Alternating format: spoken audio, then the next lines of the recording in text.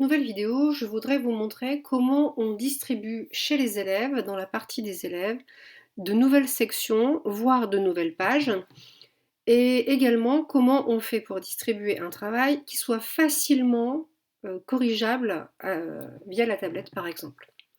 Alors tout d'abord, au moment de la création de ce bloc-notes, il y avait des sections par défaut qui étaient proposées, qu'on a supprimées, je n'étais pas très inspirée. On avait quand même mis une section qui me paraissait utile, évaluation à distance, mais je ne savais pas trop ce que je voulais déployer de plus. Maintenant, j'aimerais par exemple travail à distance, non plus évaluation, mais travail à distance. Donc pour cela, j'ai deux façons de faire, soit depuis l'application OneNote, et ici vous voyez qu'on peut distribuer une nouvelle section, soit depuis la version en ligne, exactement comme on a fait pour ajouter des élèves avec gérer les blocs. Donc je vais le faire par exemple depuis gérer le bloc, on rentre dans le bloc concerné, on rajoute une section et je mets travail à distance. Une fois que c'est fait, on peut en profiter pour voir qu'ici, l'espace de collaboration est déverrouillé, donc les élèves pourraient éventuellement travailler ensemble dans l'espace de collaboration, et auquel cas il faudrait accorder des accès ici. Voilà, je vais laisser de la marge pour le faire autrement, donc vous enregistrez, et on va voir qu'au niveau de l'application, cette section va se déployer au niveau des élèves. Donc si je regarde ici, toujours la même problématique, il faut un peu de temps pour que ça s'actualise. Donc on synchronise pour que ça aille un peu plus vite. Et normalement, la section va apparaître, vous voyez, travail à distance. Ça, c'est si on veut le faire en ligne avec Office 365. Mais on peut le faire également ici, distribuer une autre section, et en le faisant ici, donc soit un groupe de sections, soit une section, une simple section, ça suffira. Et puis, par exemple, devoir maison. Un DM, hop, et on distribue. Donc là aussi, il va falloir un petit peu de temps de distribution, mais que ce soit une méthode ou l'autre, c'est la même chose. Vous pouvez actualiser en tirant vers le bas quand vous êtes sur la tablette. Sinon, toujours clic droit, synchronisation, et ça va apparaître également. Ici, vous avez un code de couleur dont je n'ai jamais parlé. Moi, j'aime bien que les codes de couleur parlent. Et donc, en général, je choisis une seule et même couleur pour la chimie, une seule et même couleur pour la physique. Vous pourriez faire la même chose ici au niveau du travail. Donc, pour ça, vous choisissez la couleur et vous mettez tout au bleu, au vert. Enfin, vous avez un certain nombre de couleurs disponibles. Donc là, je ne change pas, mais vous pourriez le faire. Maintenant que cette section est distribuée, c'est une sorte de boîte aux lettres en fait. Vous avez décidé d'envoyer une boîte aux lettres qui s'appelle évaluation à distance, travail à distance, DM aux élèves. Alors pourquoi c'est important de le faire? Parce que c'est maintenant que va se jouer la distribution du travail que vous avez envie de corriger.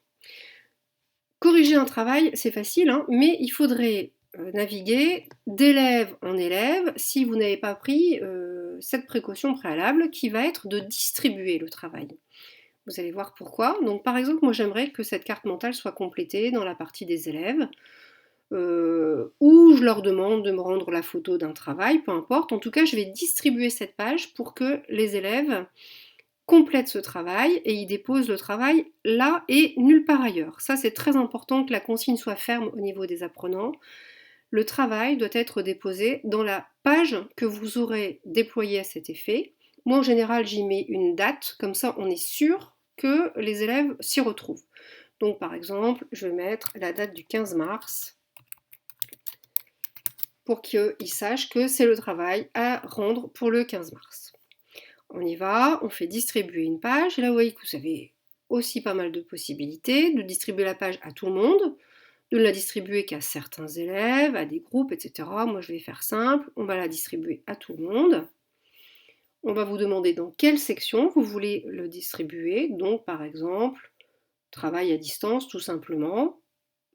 Ça ne va pas être noté, mais je vais pouvoir corriger quand même.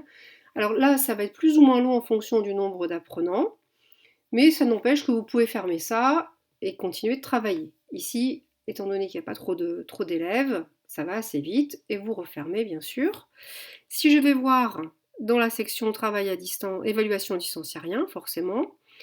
Travail à distance, travail du 15 mars. Et l'élève va pouvoir ici venir travailler. Donc lui, il a le choix, hein, il imprime, il fait une photo et il vous remet le travail exactement au même endroit. Sinon, il peut également tout simplement compléter avec un stylet ce travail sans trop de difficultés. Alors, vous, c'est la même chose, vous pouvez complètement travailler depuis votre tablette et corriger complètement ce travail. Alors ici, je prends le travail de l'élève. Vous voyez que ça se synchronise automatiquement. Moi là, je suis en train de travailler sur la tablette et l'élève écrit au fur et à mesure ses réponses. Vous pouvez interagir avec lui, lui dire que vous n'êtes pas d'accord, ainsi de suite.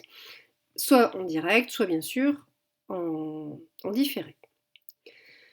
Si maintenant vous voulez passer en revue le travail, alors là on est par exemple à J+5, vous avez les copies à corriger. Pour ce faire, vous avez cet onglet « Passer le travail d'un apprenant en revue ». Donc examiner le travail, et là le logiciel va vous proposer d'aller chercher dans quelle section vous avez déposé ce travail. Donc ce travail, il était dans travail à distance. Donc je sélectionne ça, étape suivante. Et là, il va vous proposer tout ce que vous avez déposé dans travail à distance. Pour l'instant, il n'y en a qu'un. Suivant. Et là, très facilement, vous allez pouvoir soit verrouiller le travail parce que vous avez donné un temps limité pour le faire, et auquel cas c'est simple, vous choisissez ça et vous appliquez. Le travail ne peut plus être modifié. Moi, si j'essaye en tant qu'élève, je n'y arriverai plus.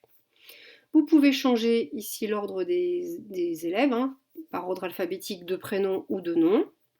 Donc on va choisir dans ce sens-là, mais peu importe.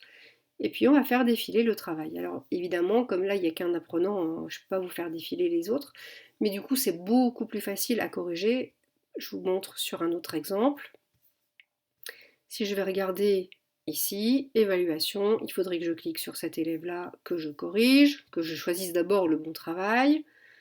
Ensuite, il faudrait que je passe à l'élève suivante, puis à l'élève suivant, que j'aille dans évaluation et que je regarde le travail et ainsi de suite. Vous voyez, ce serait un peu fastidieux, alors que cette façon de faire, avec le filtre, ça fonctionne très bien. Mais ça ne fonctionne qu'à condition que ce soit vous qui ayez déployé le travail à rendre par les élèves. C'est-à-dire que si je n'avais pas déployé ça, le filtre ne le trouverait pas. Si un élève essaye de renommer exactement de la même façon, ça ne fonctionnera pas non plus. Autre consigne extrêmement importante pour vous faciliter la vie, en plus de leur imposer l'endroit où ils doivent déposer le travail, c'est d'imposer aussi le format. Les deux formats que je vous préconise, c'est soit la photo d'un travail, auquel cas vous pouvez corriger directement, ce que je faisais ici sur le travail. Sur une photo, on peut écrire directement, soit un PDF. Surtout pas un Word, parce que ça va vous obliger à le télécharger, à le corriger et à le recharger, donc ça c'est absolument pas possible.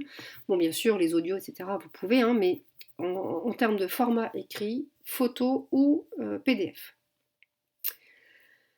Voilà, donc si je résume, vous pouvez déployer des sections, des pages, et c'est la condition sine qua non pour pouvoir venir corriger ici en passant en revue un travail d'un apprenant.